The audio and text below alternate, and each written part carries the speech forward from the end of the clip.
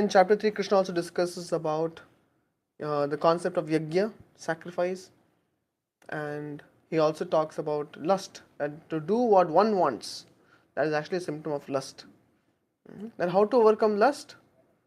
Krishna says, first you have to nip it in the bud. Don't encourage a small flame to grow into a big fire. Nip it in the bud. When it's a small flame, douse it. When it's a big fire, it's very difficult, isn't it?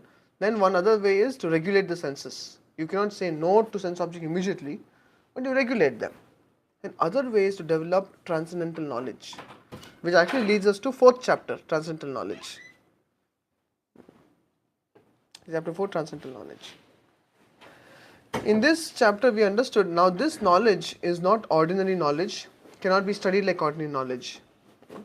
This knowledge has to come in disciplic succession, isn't it? Evam parampara praptam evam rajarishyo viduhu sakalena mahata yoganashta parantapa. Now, with time, the transcendental knowledge is lost. When did Krishna last speak the Bhagavad Gita? To Arjuna. When? Even after the war. Because he had forgotten. No, before this? 4,000. 4,000, 5,000? No, before this Gita was spoken. When was the last time? Yeah, around 1.2 million years ago. To whom? To Vivaswan, the sun god. Isn't it? No, And then, to Manu, yeah.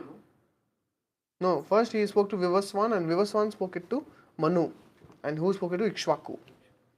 Like that. So we also discussed how this spiritual knowledge is given to leaders because they can propagate it amongst the subordinates, and the culture of transcendence can be spread. Then what else did we discuss? Anything else we discussed? We also discussed who is the right recipient for understanding Bhagavad Gita. A devotee. Very good. Yes, one who is friendly with Krishna. Bhakto sime sakha cheti rahasyam hi etaduttamam. And then last time we went into the topic of understanding the divinity of Krishna.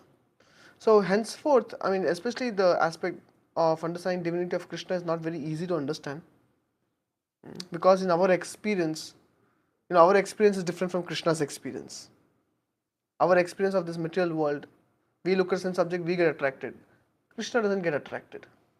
But how do you understand? We cannot understand it, isn't it? So there will be some level of bouncers and like check bounce. That means we cannot accept it. So those things will be there, but nonetheless, we will carry on to how much ever we can understand and proceed ahead. And what can we do to digest this understanding?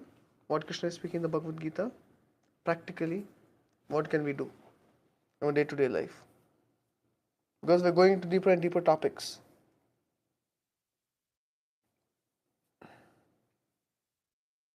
What will help you digest the philosophy? Yeah, the spiritual knowledge is the philosophy. So what will help you digest it? Chanting Hare Krishna, yeah. So daily if we adopt the process of chanting Hare Krishna, then we are actually growing spiritually. Just knowledge is not sufficient. So it's very important as we proceed deeper and deeper into Bhagavad Gita and even deeper lessons. And from the Bhagavad Gita, if you want to understand, we also have to chant, we also have to purify our heart and understand that the goal of life is not materialistic living. Once those things change, we can dive deeper into Bhagavad Gita.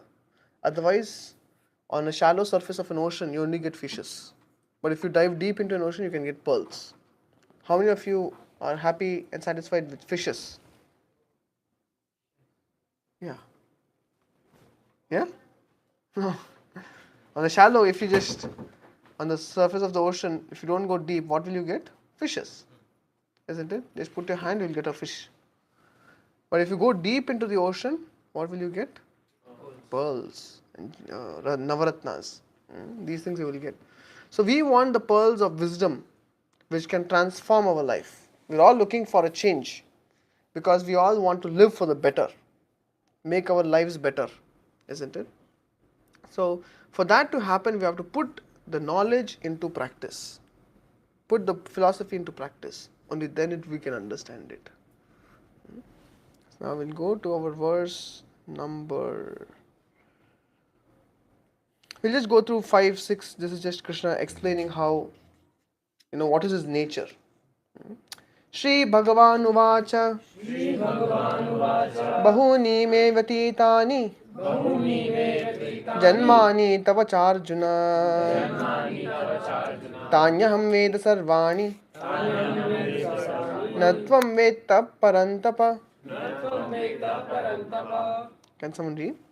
The personality of Godhead said, many, many births both you and I have passed. I can remember all of them, but you cannot, O subduer of the enemy. Yeah. That means Krishna's body is different. Actually, Krishna never leaves his body. Do you know that? Krishna and his body are non-different. Like we and the soul, the body and the soul are different for us. But Krishna and the soul, there's nothing different. Whatever we see Krishna's form, that is the soul in itself. So Iji Upanishad explains there are no veins in Krishna. Krishna doesn't have the internal details, digestive system, heart pumping, and lungs. These things don't exist in Krishna. The whole thing is spiritual embodiment. Let me just show it to you because all of you look very bewildered. So this is from Iji Upanishad.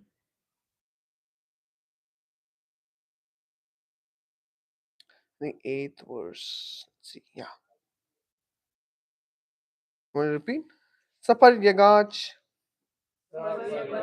Shukramakayam Avranam Asnaviram Shuddham Apapaviddham Kavirmanishi Paribhu Swayambhur Yatatyatorthan Vidadach Shasvatibhya Samabhya. Yeah. So this is explaining about Krishna's body, the body of the absolute truth. What does it say? Such a person must factually know the greatest of all, the person of Godhead who is unembodied. What does unembodied means? There is no material body. There is no superficial covering of a body. We are all embodied. You know the famous verse 213? Dehi no smin yata dehe kaumaram yavanam jara. Dehi no smin yata dehe means what? Dehi no asmin means we are sitting in a body, within the body. That means we are embodied. Whereas Krishna is unembodied. He doesn't have a separate body. Omniscient, beyond reproach. That means his activity is always perfect. Without veins. That is a nice description. Without veins. So the pastime in Mahabharata it comes when Krishna was flying a kite and kite cut Krishna's finger and blood came. Or when that hunter Jara, he shot an arrow to Krishna's toe and blood came. How can blood come without veins? Is it possible for blood to come without veins? Hmm? Yes, it is Krishna's Leela. It's just his pastime. Just to increase the taste. The pastime will look more natural, more flavorful for us to relish. Therefore, then when the kite cut Krishna's finger and the blood was coming, immediately Draupadi ran. No, actually, Draupadi immediately took a part of a sari, tore it off, and tied Krishna's finger.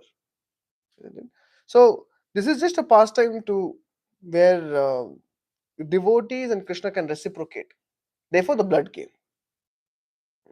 But actually, Krishna has no veins. The absolute truth has no veins because he doesn't have a material body. Material body degrades. Spiritual body doesn't. Material body, when youths are in the prime of the youthhood, that means 16 years old, they actually drive the world crazy, isn't it? For example, if you look at fresh grapes, very attractive to look at. Green grapes or red grapes or purple grapes. Now, when they become raisins, they're not very attractive because they're all dried out, isn't it? So, when we are in a youthhood, we are very attractive. But as time progresses, time has an influence on anything material in this world. What is that influence? It degrades. It removes potency, the time factor. So what happens is one becomes also shriveled up in this world. And therefore you look at old people versus young people. Even the old people sometimes want to be amongst young people. They will feel young, isn't it? So in this way, yeah. Is that like an illusion, like old people wanting to feel young, or is it more of like them wanting to feel more lively and more energetic? that also one of the things, like at old age, if people want to still have the drive of doing something more, or succeeding Yeah, more. naturally, yeah, they still have those desires, but their body is not supporting anymore. Like Shankaracharya says, Angam galitam palitam mundam dasharavihina jatum tundam viddo vyapi grihit tadupani munchiti asha pindam. Like he says. That means, he says, as one becomes old, the hair on the head falls away, then the limbs of the body become weak, and the teeth, the nice set of 32 teeth, they all fall away. Angam galitam phalitam mundam. Dashana vihina jatum tundam. Then he has to hold a stick to walk. He needs extra support. But the pot full of desires in his heart always remain overflowing. That don't go down just by time factor like that. So therefore, Krishna's body. What I'm trying to say is, Krishna's body is not like this. Our body is like that. We change our bodies. Mm. Even in this world, we're changing bodies. Do you know that? It's not the same body. You know that? Okay. I don't know if you know what you're saying yes to. That means the body, yeah, cells regenerate. Okay. The body dies. Okay. Actually, body is always dead. Mhm. So, body matter cannot grow. Mm. That means, if I keep this table here, it cannot grow into a bigger table over time, even if a soul is present in it. So why? Because earth grow,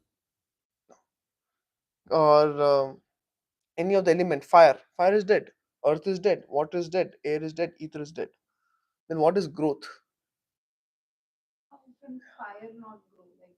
Like we always say, right? It starts with the flame and then the whole spreads, right? Hmm.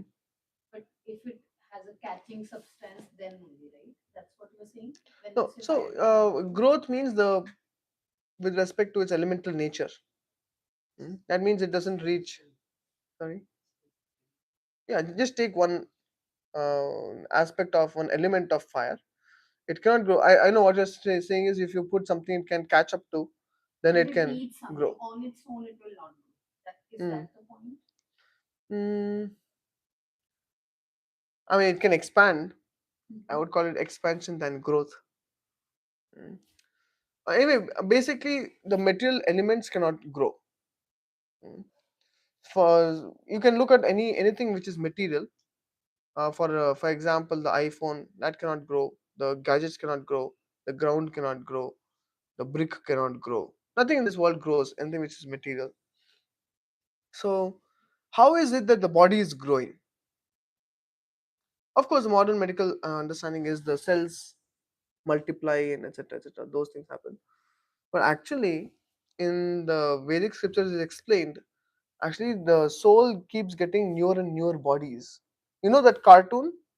How in childhood we would make that cartoon at the end of a book. Every page you write, you draw, say, a stick, walking stick man, and then a dog. Sorry. Keep on flipping. Yes, yes. So then you make a successive drawing and then just flip through it. It looks as if it's moving, but is it actually moving? No, they're different frames, and that requires minimum frame speed. Hare Krishna.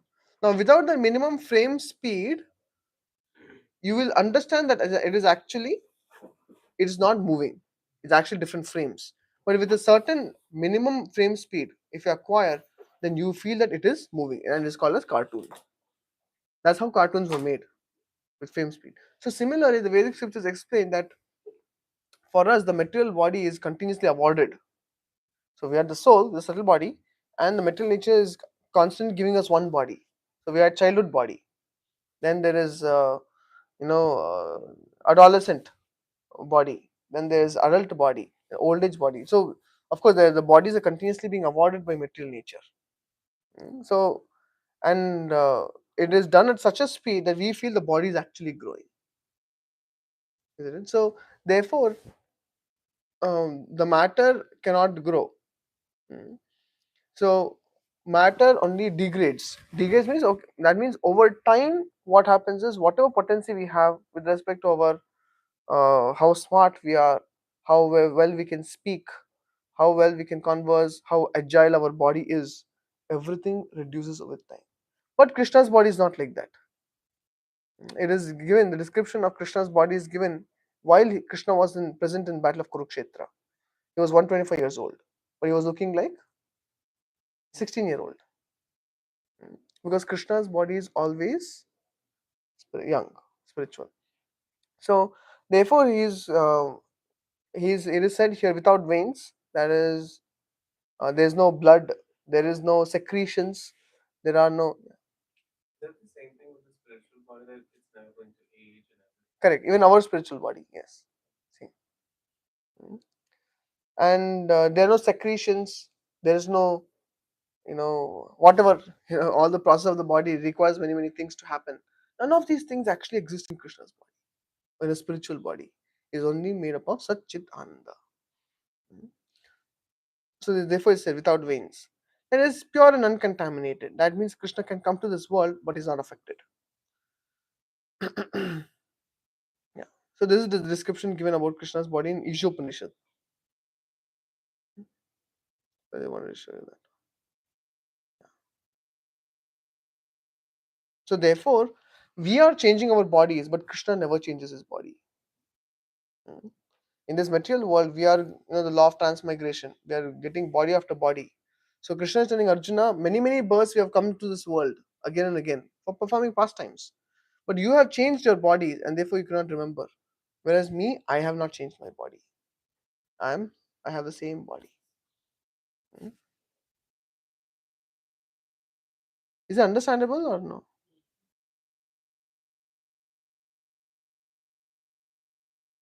Okay. Repeat. Ajopi san avyayatma bhutanam ishvaropi san prakritim swamadhisthaya sambhavamyatma maya. So sambhavami atma maya we focused on last time. That means Krishna descends by his sweet will. We are forced to descend. We cannot choose, I don't want to go now, or I want to go this place, I want to take birth here. This choice doesn't rest with the living entity. We are forced to take birth based on our karma. Karmana devanetena deha jantu upapattaye. Our parents are chosen, our IQ is chosen, our place of birth is chosen for us, and we are forced to take birth. Whereas Krishna comes by his own energy, by his own sweet will. No one has to force Krishna to come. Can someone read? Although I am unborn and my transcendental body never deteriorates, and although I am the lord of all living entities, I still appear in every millennium in my original transcendental form.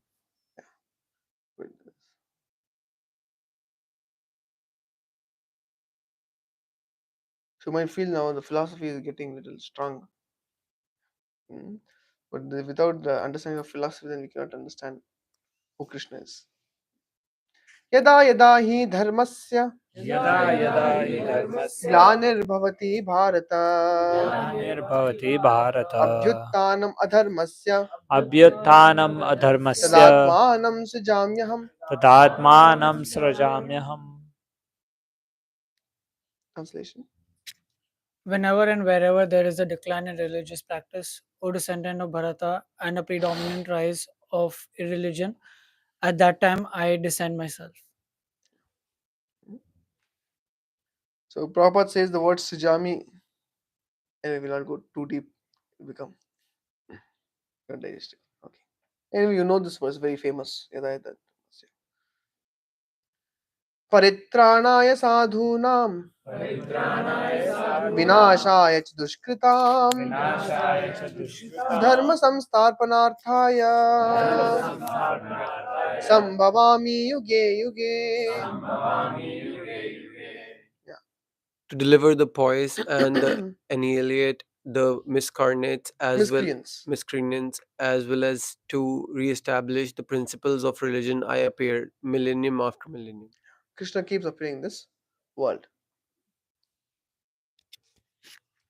So 4.8 and 4.7 and 4.8 speaks about the purpose of Krishna's appearance in this world.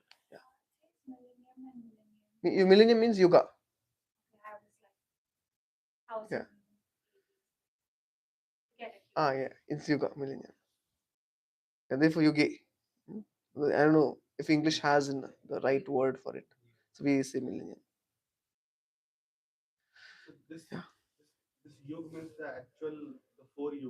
No, it can, it means either Divya Yuga or every Yuga. Actually, if you study Bhagavatam, Krishna has unlimited number of expansions. Every time he's coming as Leela Avatara, that means to perform pastimes, like Lord Ram, Krishna, Narasimha, these are all Leela Avataras.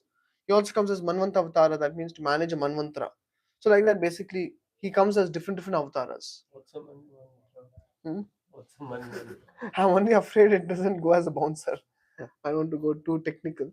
But Manvantara means a Manvantara is the time period when a Manu rules. So a Divya Yuga means Satya to Kali. Within that Satya to Kali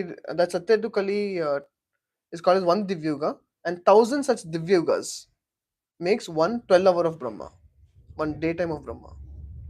How many Divya Yugas? 1,000. Yeah, see, 1,000 Divya Yugas make 1 12 hours of Brahma, means daytime, not nighttime, only daytime.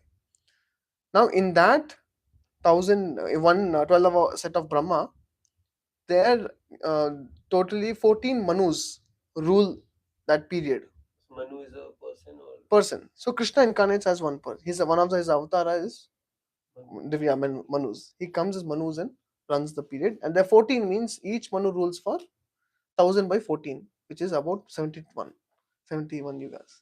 Divya yugas. So he comes 1,000 times as Manu or different Manu? He comes 14 times. 14 times. Yeah. Total is 1,000. He comes 14 times, and he share equal, weightage. So our 71 Divya yugas they share.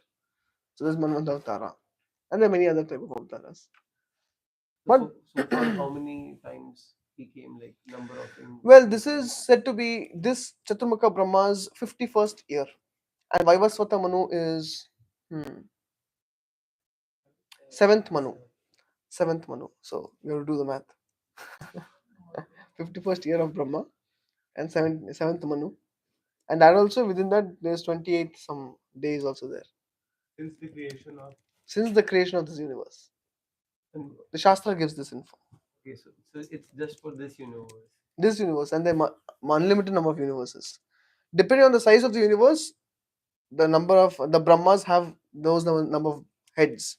Our Brahma is Chaturmukha Brahma, which is only 4 heads. That means our universe is not too big. There are bigger universes with 100-headed Brahma, million-headed Brahma. This is there in 10th canto of Srimad Bhagavatam. Yeah. And do they have like humans like us with different bodies and different kind of species? They can have different species also. Humans also definitely there. Human species is the only way by which we can perfect our But isn't life. literally like our human species?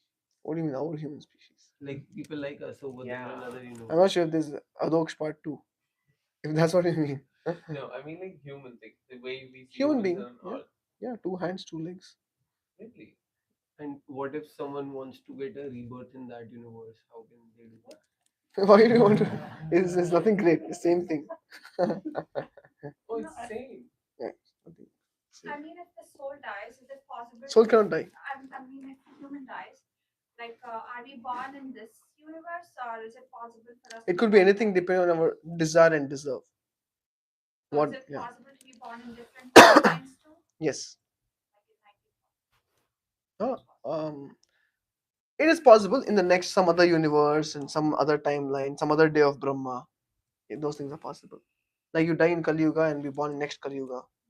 But of course, the meantime you spend somewhere else in maybe heavenly planets, hellish planet. So all these things are there.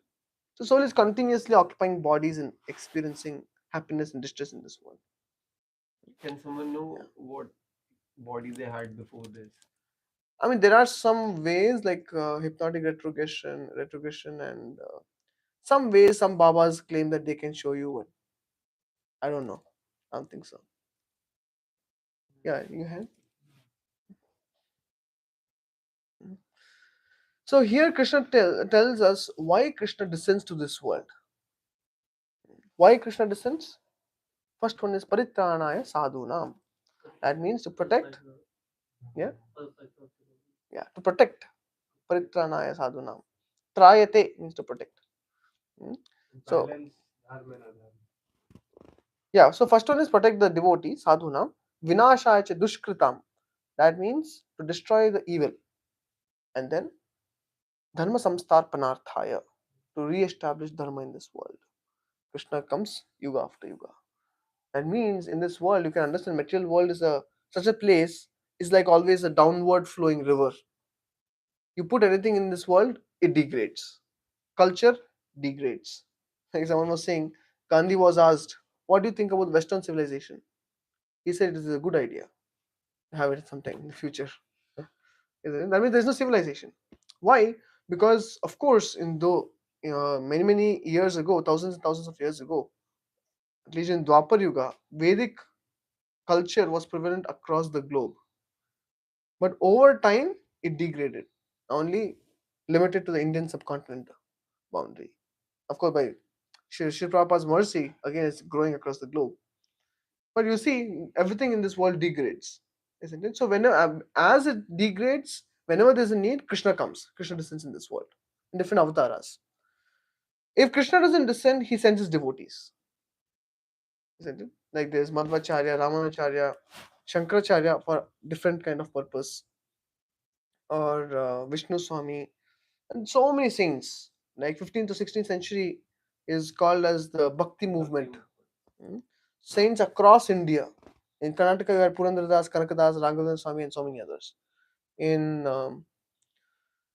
Kerala, I'm not sure it's that time, but or a little more earlier, there was Narayan Bhattadri and Poondanam and all of these people. Tamil Nadu, they had 15th century.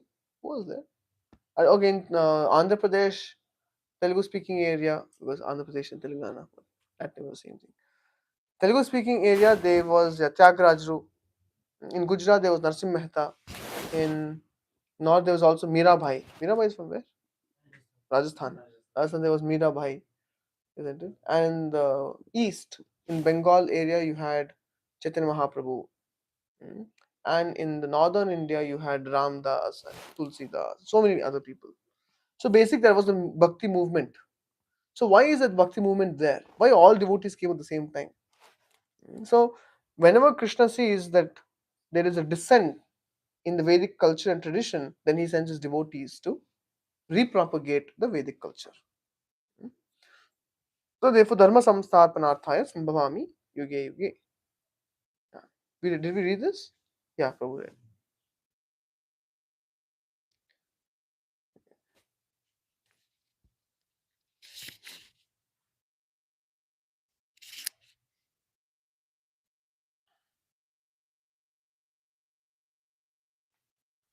Okay, so you see, they all descend from the spiritual sky when they come to this world. So in Kali Yuga, what do we have? In Bhagavatam says in Kali Yuga, because Kali Yuga is like the worst of ages, everything degrades in Kali Yuga or degraded and is degrading in Kali Yuga. So therefore, Krishna comes in Kali Yuga as the Srimad Bhagavatam, where it is mentioned in Srimad Bhagavatam first canto. Krishna descends to maintain the religious principles. He descends in the form of Srimad Bhagavatam. So by reading Srimad Bhagavatam regularly, one is actually in touch with Krishna. He comes in the form of Vedic scriptures. Krishna also descends in the form of his holy name. So like I think last time we were discussing, Krishna has attributes like he has his name, he has his form, he has his qualities, and he has his pastimes. You come in touch with anything that is connected to Krishna, come in touch with the holy name, immediately you're Krishna conscious. Come in touch with his pastimes, Leela, you're Krishna conscious. Come in touch with his qualities, you're Krishna conscious. Come in touch with his attributes or his form, you're Krishna conscious. Everything is equal. Because on the absolute platform, there's no difference.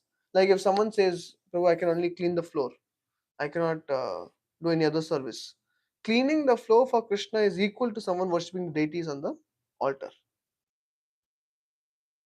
Both are same because both are spiritual activities. In the material world, in the material world, someone doing there's higher and lower occupation. isn't it? Yeah, especially in India, you see when if someone is a janitor, it's not a very respectable thing. Like my father used to say, if you don't study well, then you'll become a barber, something like that. But it's not a respectable occupation being a barber, at least in India. Today, anything that makes money is respectable. That's another thing. Mm. So anyway, in the material world, there's higher and lower, but in Krishna's eyes, there's nothing higher and lower. Anything that is done to please Krishna, we can serve as devotees to please Krishna. We can cook for Krishna. We can play music instruments for Krishna. You can clean the temple hall of Krishna. You can dress the deity of Krishna. You can make a flower garland for Krishna. Everything is on the absolute platform. You can be a bodyguard for the temple. That's also absolute, equivalent to worshipping the deity, isn't it? So therefore, all the limbs of devotional service like Shravanam, Kirtanam, Vishnu Swaranam, Archana Vandanam Dasyam, Sakyam Atma Nivedanam, and Padasevanam.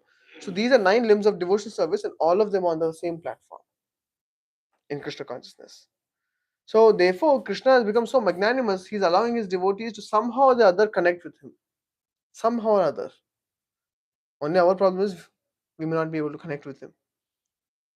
So therefore, in the material world, though there are differences, in the spiritual realm, there's no difference. Because anything to do with Krishna is equivalent to Krishna. So this, if you want technical explanations, will be difficult to explain. This you will get an understanding when you start chanting Hare Krishna. Like for example, in the US, I mean, when Sri Prabhupada was here in the United States, that time sometimes the government, or at least I was hearing this example when, and this story that once there were 2 thieves, a little they would take drugs and whatever. They were being chased by the police, and this was at night time, and at like 2 a.m. or something, and they were being chased by the police and going through the different alleyways and everything. Finally, the thieves came across a Hare Krishna temple, and they went inside and they saw the door was open. They opened the door and went inside. And the police also saw them going inside and they saw, what is this building? Hare Krishna temple. They said, okay, no problem. And they went away. Why? Because they knew that if these people would go to Hare Krishnas, they'll get reformed. In those days, even rehabs did not do, Hare Krishna did. And today it is possible, but people may not have faith. But that's what the government approached Prabhupada and said, we want you to help us help these people, in getting over their addictions. Why? Because anything on the spiritual platform is absolute. Somehow or other, we have to think of Krishna. Once, you cannot try this at home. Once there was a person very, very much addicted to wine, and he met Prabhupada and he said, yeah, I'm very much addicted to wine. Prabhupada said, that's not a problem. When you're drinking wine, just understand the taste of wine is Krishna and continue drinking. And for his level, now we cannot drink wine and say this taste of Krishna. That's not possible. But you see, now that means yena kena prakarena manah Krishna niveshayat. That is the principle. Somehow or the other, we have to remember Krishna. This is the dharma of the age. So chanting of the holy name. Chanting of the holy name is the basis for all the other activities. Then you can perform any services. Even while performing services, it should induce thoughts of Krishna. More we connect our mind, there's chit and there's chitta.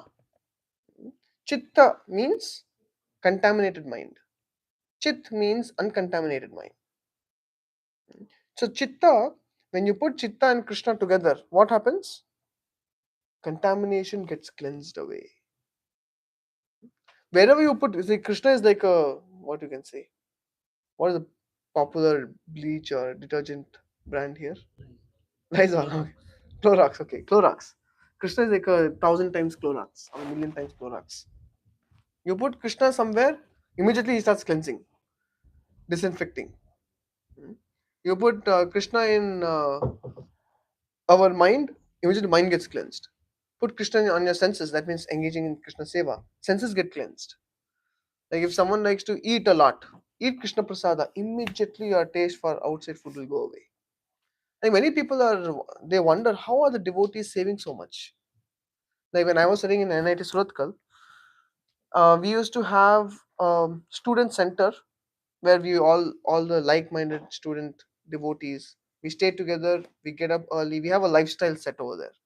We get up early in the morning, we have Mangalarti, we worship the deities, everything in the student center. Yeah. The hostel? Outside the hostel. Outside the hostel we used to have separate thing. Just to protect ourselves from further contamination from the hostel. You all know what hostel means. How pure it is. So therefore we used to stay in a student center, and in that student center, you know, I remember first time when I used to go to the student center.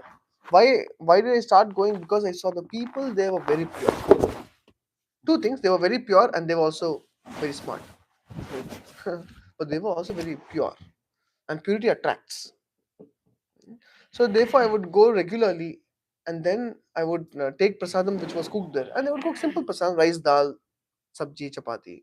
In mess also you get the same thing. But there's a big gulf of difference. Like if you go to restaurant, you can order what you want, but you come and take prasadam in the temple. Actually, temple prasadam is way more purifying. Not just purifying, it's way more tasty in a different way. That means very attractive. There's something special about it. Our prasadam, very fulfilling. Yeah, that's the word. Very fulfilling. Sweet. Even sabji is sweet. Okay, I'll tell them probably they're adding sugar. Okay. Yeah. It's very fulfilling. So where is this potency coming in prasadam? This is because it has come in touch with Krishna. Yeah. Is it even to the intention of cooking as a service to Krishna, due to which Yes. Yes. And Krishna accepts that offering. Okay. So what is prasadam? That is a food. What is the prasadam? Is remnants of Krishna. So it's highly purifying. So just like you put sun, and even if someone passes water on the street, the sun evaporates it. But does sun get contaminated? No. Sun only purifies everything. Similarly, you put Krishna anywhere, it purifies. Some people are scared of taking up bungalows where there are ghosts. We tell them, don't worry, just go inside and do Harinam Sankirtan. Put Krishna there, and ghosts will go away. So like this. So wherever we add Krishna, Krishna has strong tendency to purify everything. So this is Krishna factor. So we put Krishna in our lives also become pure. And when we add purity to our lives, pure lives led are very fulfilling. There's meaning to such lives, such living. And also there is just there is a peace of mind because we are withdrawing ourselves from bad habits. So in this way, Krishna comes in Kali Yuga, not just he comes in various ways. Comes as the holy name, comes as the scriptures, comes as the association of devotees, comes as the prasadam, comes as the holy places, holy rivers. Krishna manifests. These are all Krishna's manifestation. Because one may say, oh, what Krishna came and went. What about me now? Isn't it? But no, Krishna has come in form of all of these things. So it depends how much we want Krishna. Krishna has made himself available. Before, Vrindavan was only in India. Now we have new Vrindavan. In West Virginia, we have new Vrindavan. Before, Dwarka was only in India. Now we have new Dwarka, Los Angeles. Why? Because it is said Tirtha Kurvanti Tirthani. That means the devotees of the Lord, they are holy places personified. Why? Because the pure devotees of the Lord carry Krishna in the heart. So wherever they go, just like you put Chintamani somewhere, you touch everything, it becomes gold. Similarly, wherever the pure devotee goes, he converts that place into a dham. So Prabhupada went to West Virginia. The entire thing, he called it as New Vrindavan. Now then he went to Los Angeles, called it New Dwarka. Then they had San Francisco. Now it's called as New Jagannath Puri. So wherever a pure devotee travels, he's creating dhams across the globe. So this is the way Krishna makes himself available. So Krishna is there, especially in Kali Yuga, we need as much Krishna as possible. Because it's not easy to just go to Vrindavan and come back tomorrow and again go back to Vrindavan day after. Not possible. But at the same time, now that we have a temple, this temple in itself is a holy place. Why is this holy place? Krishna is present everywhere. Okay. Yes. Once Narada asked Lord Vishnu, "My dear Lord Vishnu, how do I know where to find you?" Lord Vishnu said, "Na ham tishtami Vaikunte." He said, "Don't look for me in Vaikuntha, I'm not there." Vaikuntha is spiritual world. Vaikuntha is his abode. Golok and Vaikuntha. Another conversation. Yeah, they have spiritual world. They're all spiritual world. It's all absolute. So he says, "Naham tishtami Vaikuntha." I'm not in Vaikuntha. And Narada is scratching his head and saying, "Then where do I find you?" Yogina Hridayeshuva. Nor am I present in the hearts of the yogis. Now it confused Narada even further. Then Vishnu said, "Tatta tishtami Narada yatra gayati madbhaktaha." That place where all the devotees come together and chant my holy name, chant my holy fame, that place, be rest assured, Krishna is present. We might not have the eyes to see it, but Krishna says, I am present in such a place. Therefore, Kali Yuga means the Yuga Dharma for Kali Yuga, the process by which we can attain our perfection in this life, in Kali Yuga, is Harinam Sankirtan. What is Harinam Sankirtan? We come together and glorify Krishna. This is coming together and glorifying Krishna. Coming together and chanting Hare Krishna. Coming together and discussing about Krishna. This has such potency, it can purify the heart immensely. This is the process for Kali Yuga. Therefore, when Krishna says Sambhavami Yuge Yuge, in Kali Yuga, Krishna has come as the process of devotional service, especially Harinam Sankirtan. Is that clear? Yeah, does dharma also involve maintenance and progression of the world? I mean, all the material duties, but in the right way. Just a minute. Can you please share your screen? Yeah. Where's my screen? So you're asking, your question is, does you said does it also include material duties? No, maintaining and progression of the world in the right way. Does dharma even say about that? Or Well, there are different levels of dharma. One dharma is take care of your parents. That's one dharma. Other dharma can be truthful, and other dharma can be kind. Treat thy neighbors as thyself. 10 Commandments. These are dharma. But Krishna says, what is the ultimate dharma? Sarva dharman paritijya. To give up all the other dharmas. But Mam Ekam Saranam Vraja. To surrender to Krishna is the topmost dharma. But at the same time, anything that helps in propagating Krishna consciousness is also dharma. It should not be contrary to the ultimate dharma. As long as that is not done, then it's okay.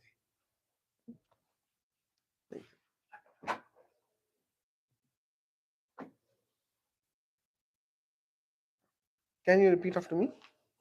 Janma karmaccha me divyam evam yo veti tatvatah tyaktva deham punarjanma naiti mameti sorjuna. Can someone read? One who knows the transcendental nature of my appearance and activities does not, upon leaving the body, take his birth again. One who knows the transcendental nature of my appearance and activities does not, upon leaving the body, take his birth again in this material world, but attains my eternal abode, O Arjuna. So what we're trying to discuss today is understanding the divinity of Krishna. Krishna is not an ordinary person like us. Where do people misunderstand Krishna the most? Huh? Okay, absolute nature. I mean, in what kind of a setting do people misunderstand Krishna the most? Leelas, which particular Leela? Yeah, when people see Krishna dealing with multiple gopis, they think, oh, Krishna can do it, I can also do it. Therefore, they have created the Dandiya Ras. They say what Garbha they say. Garbha something they say. So that in that they do Dandiya and later on they have union also, and later on they have abortion also. And in all this done in the name of Krishna. Weed also in name of Shiva. So in this way you find, because people think Krishna did it, I will also do it. But do you know what Krishna did? First of all, I have read certain scriptures just online, like certain Puranas.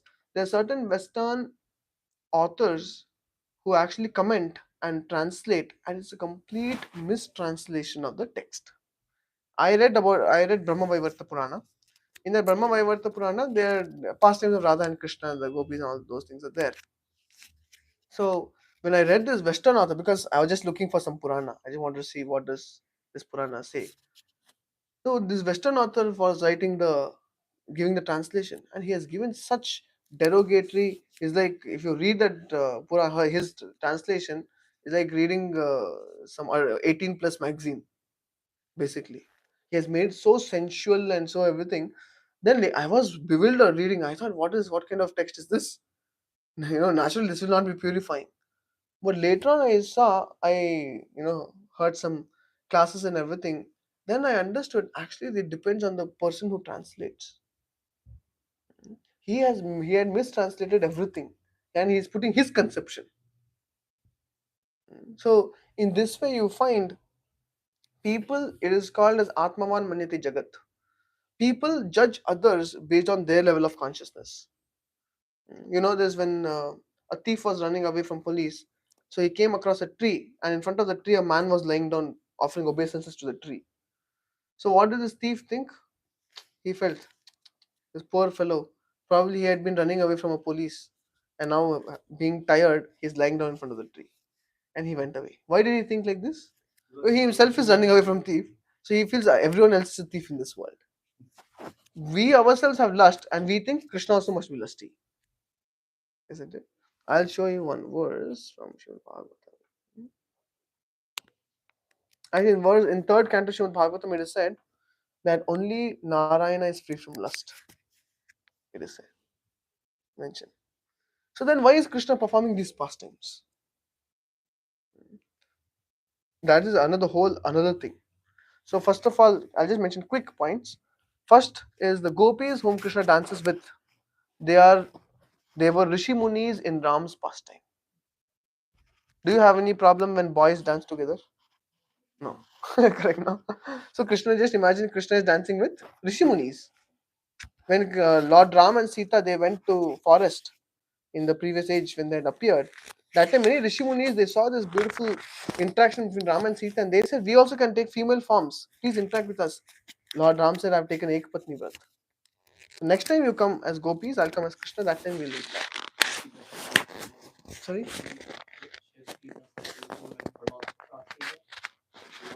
Yeah, he also is Gopi. Gopishwar Mahadev. The temple is still there in Vrindavan. But he's not allowed because he had a snake. That was cried in others. Yeah, so the Rishi Munis are coming as gopis. No, there's no problem now, isn't it? So Krishna dances with Rishi Munis. There's no problem. And second, Krishna is reciprocating with the love of his devotees. He doesn't only embrace a gopi, he also embraces cows. He embraces coward boys. But where do we find problem? Hey, why did Krishna embrace a gopi? That's our problem. Because that's what we want to do. And therefore we are projecting the same on Krishna. Then you will find the great sages like Vyasadev, Shukadev Goswami. Shukadev Goswami, when he is born, Srimad Bhagavatam explains that Shukadev Goswami was born. He came out to this world at the age of 16 from the womb of his mother. Why? Because he was so self-realized, he didn't want to come to this world because he knew he will be attacked by Maya. So he hid inside the womb only. So then after Vyasadev's son, so Vyasadev requested him a lot, and finally Shukadev Goswami came out of the womb. See, Shukadev Goswami is the speaker of Bhagavatam, highly exalted personality. Now, after a lot of requests, Shukadev Goswami comes out of the womb and he starts walking towards the forest. And Vasudev is chasing him. Hey, son, please come back, he's saying. Now, as he's walking out into the forest, he is completely naked because he just came out and he's walking. And he's 16-year-old. That means young. Body is fit for enjoyment. That time, as he's walking on to his side, he sees there are two young girls bathing in the river. So he looks at them and they look at him. but nothing happens, and he proceeds ahead. Then Vyasdev comes. So Vyasdev looks at these women who are bathing in the river, and they look at Vyasadev, and immediately the women cover their bodies. Vyasdev got a question. He asked, "I am a very elderly person, but my son is very young. Why did you cover your bodies when my son went? Why didn't you cover your bodies when my son went? And you're covering your bodies when I come?" The lady said, "Because we saw in the eyes of your son there was no tinge of lust. Therefore we understood." So it is said women can understand. That is all I have to say. But it is said women can understand which man is lusty or which man is not. So we could see in the eyes of your son that he had no lust. Then Vyasdev said, "But what about me?" They said, "You're a grihastha. That means you have to make difference between boy and girl, male and female. Only then you can get married, no? You have to make difference. So therefore they said, because you're grihastha, then you have to make difference between the bodies, and therefore we have to cover our body. See what level of character does Shukadeva Goswami have? Completely pure. And this pure personality, Shukadeva Goswami, is narrating the pastimes of Krishna with the gopis. He himself is so pure, why would he relish something mundane, material? Isn't it? I mean, it is presented on a completely spiritual track. And Krishna is not dancing with the material bodies of the gopis. They're all spiritual. And I gave the description of spiritual. Doesn't have veins. Doesn't have muzzle. It's completely like, sugar candy. Everything is sugar. Similarly, their all bodies are completely Sachidananda. Sachidananda dance and Sachidananda was the problem. You put red light, blue light together, dance. Nothing, there's no problem. Isn't it? They're all completely spiritual forms. So therefore, I mean, this itself is a whole another topic, a big seminar. But the point is, Krishna's appearance and activities are completely transcendental. His activities are called as Adbhuta Karmanaha. Adbhuta Karmanaha means very wonderful activities. Our activities are Karmanaha and binding. His activities are Adbhuta Karmanaha. Very, very wonderful. Very wonderfully performed. And therefore, what does Krishna say in this verse? Anyone who understands this aspect, the transcendental nature of my birth and activities, upon leaving this body, they will not come back to this world. So if we can understand divinity of Krishna, then we can quit the cycle of birth and death and go back to spiritual world. So where is the real problem? We don't understand the divinity of Krishna. So to know one, it takes one to know one. So if you want to approach the pure, all pure, we ourselves have to be pure.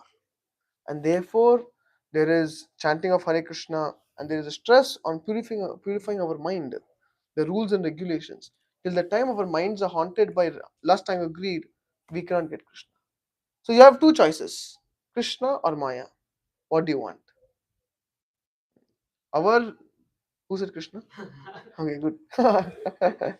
Yeah, we all want Krishna, isn't it? But sometimes we want Maya also. But sometimes then after that we want Krishna also.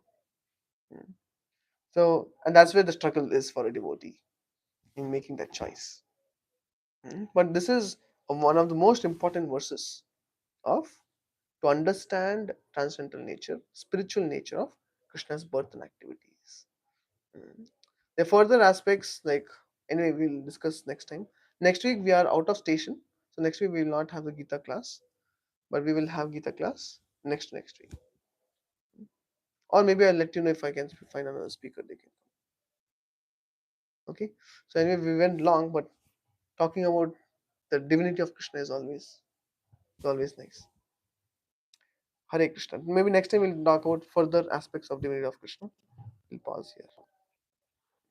Srimad Bhagavad Gita ki Srila Prabhupada ki